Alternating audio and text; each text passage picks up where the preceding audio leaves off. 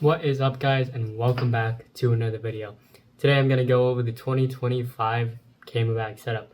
This bag will change a little bit over the year, but not too much, just maybe a new camera body and maybe one or two lenses, but it'll basically be the same. So I'm excited, let's dive into it, and there have been some big changes, so let's do it. The bag itself is the same, it's K&F concept bag. If you want to watch a YouTube video on it, it'll be linked up in the top or in the description below, so check that out if you want. But I love this bag and it's gonna go with me basically everywhere. It does have the Peak Design capture clip as well as a GoPro mount on it. Opening it up, you are filled with the goodies. Now, the most obvious thing is gonna be the camera body. This is the Sony A7IV paired with the Mikey camera battery grip. Now, I know it's not a Sony battery grip, and why did I do that?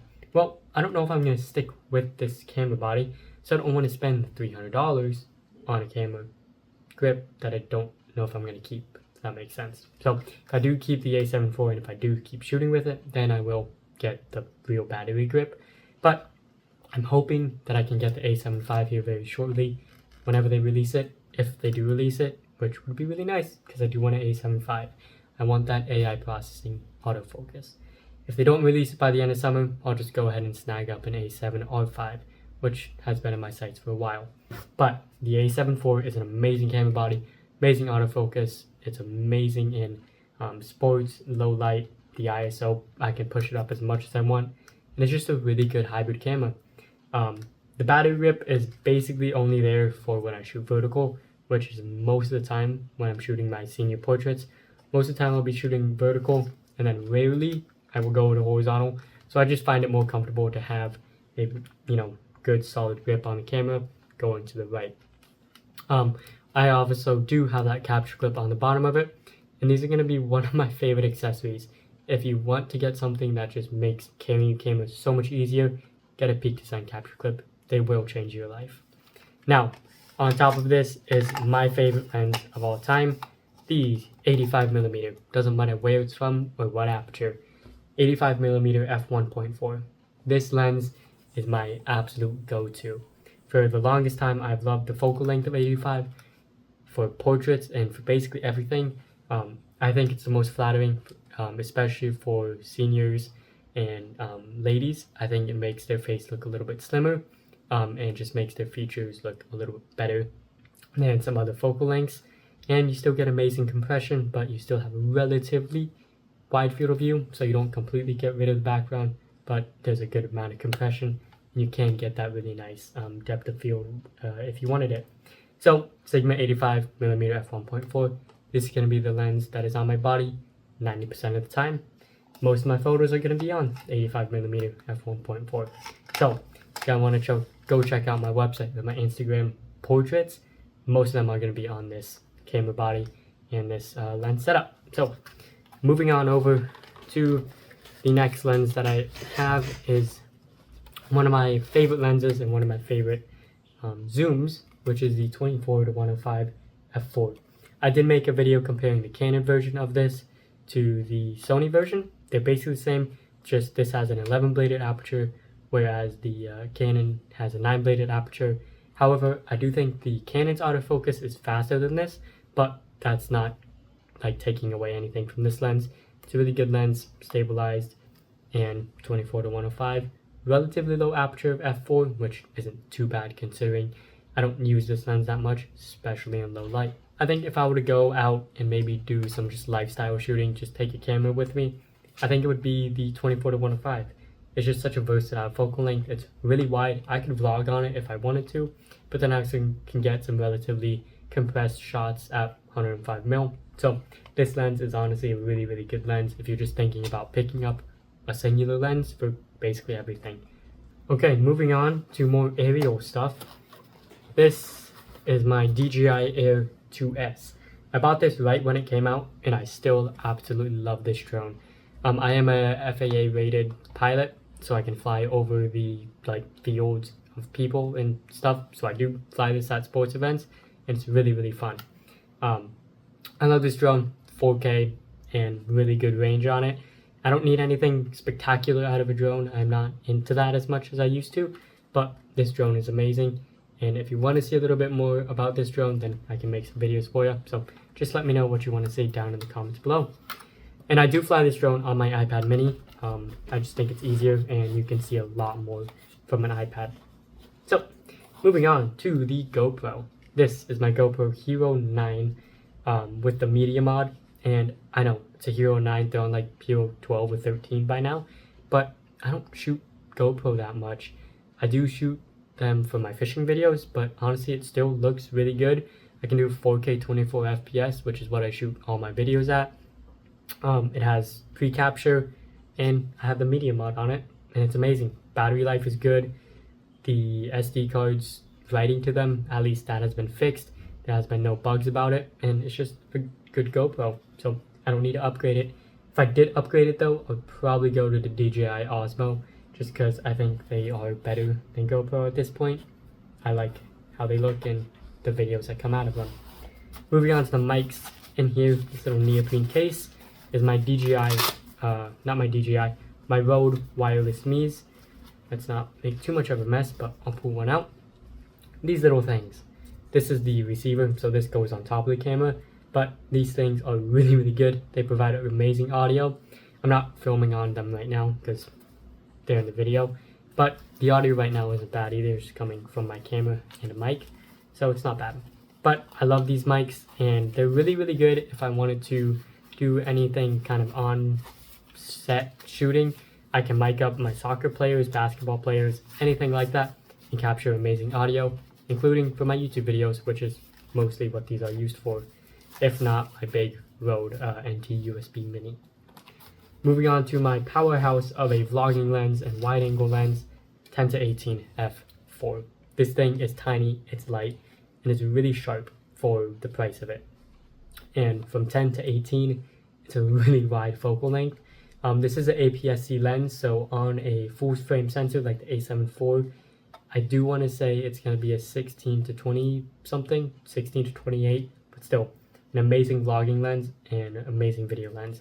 This is what 90% of the YouTube videos are shot on. If I'm not filming about the A7IV or anything like that, this is what most of my videos are shot on, and it's really good. When I shoot my videos, I don't need anything really less than an F4. Now, an F1.8 or F1.4 would be amazing. I have looked into getting the Sony 20mm f1.8, but for now, this is going to be my go-to. It's still an amazing lens, even in 2025. Now, moving away from kind of some of the fun stuff, we're going to move into more practical stuff. Up top in my big area, which fits almost perfectly, I do carry some stuff. Now, the big thing is going to be my 8200 from Godox. This flash is amazing. It's tiny, it fits in my backpack, and it's powerful enough for my off-camera flash style photo shoots. Now, if you haven't seen any of my shots, which I'll show you here in a second, they are using an off-camera flash, and that's what I specialize in when I do my senior portraits. That's what people come to me for, off-camera flash senior portraits. So this 8200 is amazing, and it's just a powerhouse of a flash. It's light, it's tiny, and it gets the job done. I have looked into getting the 8200 Pro, and if I need a second flash, I will get that, but for now, this is going to be more than enough for me, and I absolutely love it. I cannot say anything better about this flash. Seriously, it's an amazing flash. For the money, for $300-400, it is the perfect setup for me.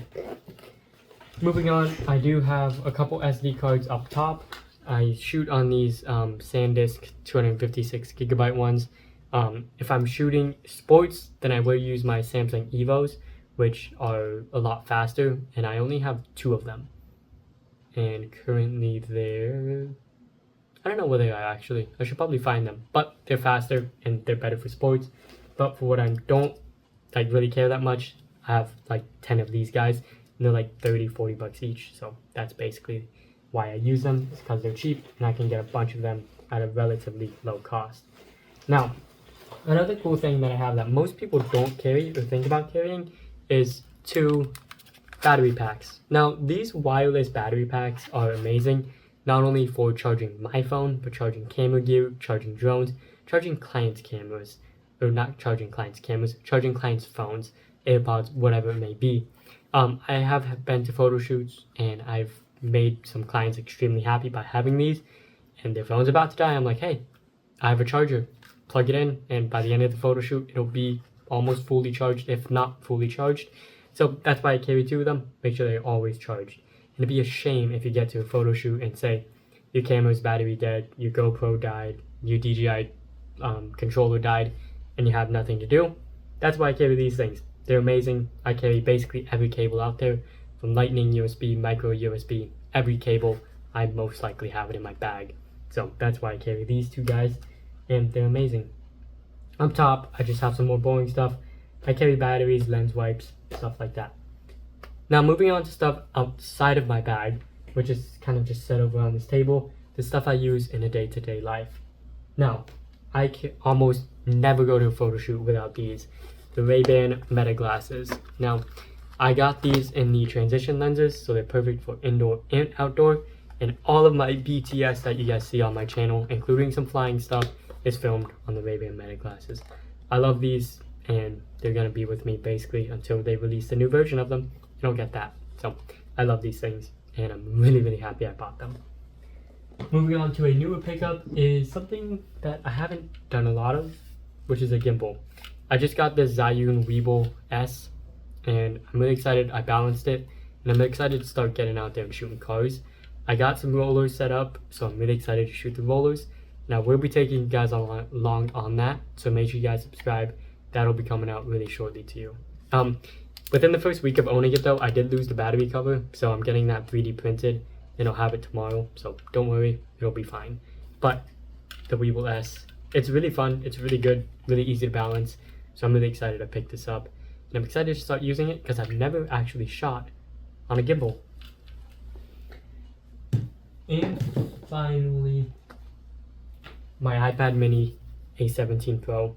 You guys just saw a YouTube video about this. It'll be up in the comments or in the corner for you. I love this iPad. I take it everywhere. I can quickly edit things on this, and it's fast enough to do everything I want. And I can airdrop photos to clients because most of the time they have an iPhone, and my phone is an S24 Ultra. But I can airdrop this to clients as well as use it for aviation and everything like that. So iPad A7 Mini Pro, amazing iPad, and I would honestly never switch to a bigger iPad. This is the perfect size. And now, last but not least, I do carry very rarely a newer, cheaper, just on-camera flash. This flash is actually really good. I can shoot it off of a slave as well. So if I do need 2 flashes, I can shoot this off a slave. But I have rarely used this. I shot like 1 wedding and I used it, but other than that, it just sits and I don't use it that much. So that's why it's not that important. But that's gonna be it for my camera gear. I hope you guys enjoyed. If you guys did, let me know down in the comments below what you think of my camera bag setup, and if you enjoy it, and if you don't, cameras are completely subjective to what you want to shoot, and this is going to be basically my perfect setup for everything that I want to do, all things portraits, which is what I specialize in. And if I wanted to shoot sports, which I do when it's most of the time in sports season, I'll either borrow a camera lens from one of my friends or I'll rent a camera lens, and that's kind of it.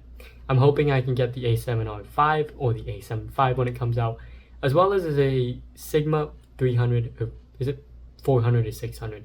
The new 400 to 600 F4 that just came out from Sigma. I'm really hoping I can get my hands on that sucker, just because that is going to be the perfect sports and wildlife lens for me. And I'm really excited if I can rent it, if I can try to use it.